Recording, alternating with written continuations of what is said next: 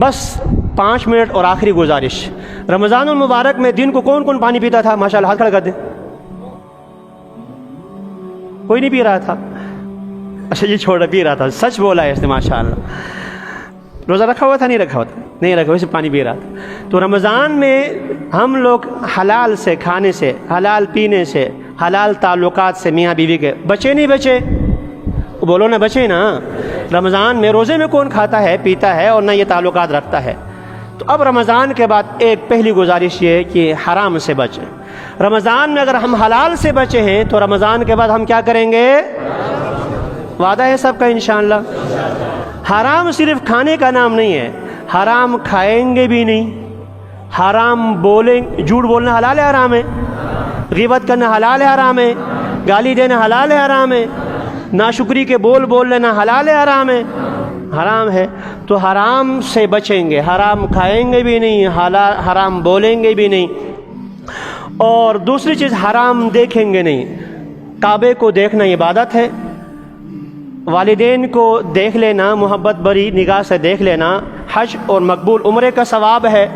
قرآن کو دیکھنا عبادت ہے، علماء صلحاء کو دیکھنا عبادت ہے. نامحرم غیر محرم مرد کو عورت کو، مرد کو مرد عورت کو دیکھنا حلال نہیں ہے، حرام ہے. ہم نگاہ کو بھی حرام سے محفوظ رکھیں گے انشاءاللہ. بولو انشاءاللہ. قرآن سننا عبادت ہے.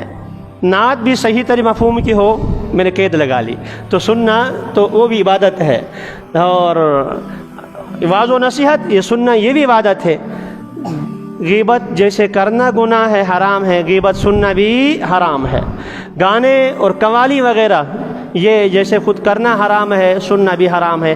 ہم اپنے کانوں کی بھی حفاظت کریں گے انشاءاللہ. بولو انشاءاللہ. تو پہلا کام یہ ہو گیا کہ رمضان میں ہم حلال سے اگر بچے ہیں، انشاءاللہ رمضان کے بعد ہم حرام سے بچ جائیں گے انشاءاللہ. یا اللہ ہمیں بچنے کی توفیق نصیب فرما. رمضان میں ماشاءاللہ اب رات کو 20 رکعت پڑھتے تھے اور فجر کی نماز میں بھی آتے تھے. تو اس سے معلوم ہوا کہ فجر میں اگر کوئی اٹھنا چاہے تو اٹھ سکتا ہے، نماز میں آنا چاہے تو آ سکتا ہے. کوئی خاتون یہ بہانہ نہ کرے کہ میرا میاں سخت. فرعون کی بیوی آسیہ سے بھی کوئی آدمی جو ہے یہ کہہ سکتے تو وہ کہہ سکتی تھی شاید میرا میاں سخت. فرعون کی بیوی ہو کر اس نے جو ہے توحید کو نہیں چھوڑا، اللہ کے حکم کو نہیں چھوڑا. تو پھر یہاں کسی خاتون کو یہ عذر نہیں ہوگا کہ میرا میاں بڑا سخت تھا اس لیے میں یہ نہیں کر سکی. تو مرد ہے عورت ہے کوئی بھی ہے، نماز کی پابندی کریں گے. بولو انشاءاللہ. 2 ہو گیا.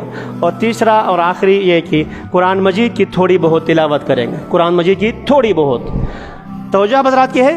2 منٹ میرے پاس ہے.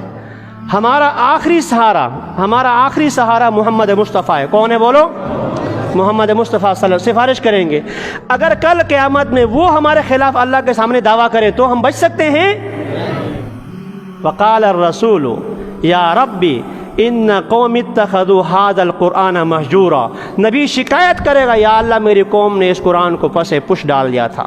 لہذا ہم روزانہ کی بنیاد پر تھوڑا سا قرآن پڑھیں گے اور سمجھنے کی کوشش کریں گے. مولا کریم ہم سب کو جو کچھ کہا ہے، جو صحیح باتیں ہیں اس پر عمل کی توفیق نصیب فرمائے. جو غلط باتیں میں نے کہی ہیں اور مسجد کے آداب کے تقدس کا اگر غلطی سے گڑبڑ ہو گئی ہے اللہ معاف فرمائے. وآخر دعوانا الحمدللہ رب العالمین. دوسرے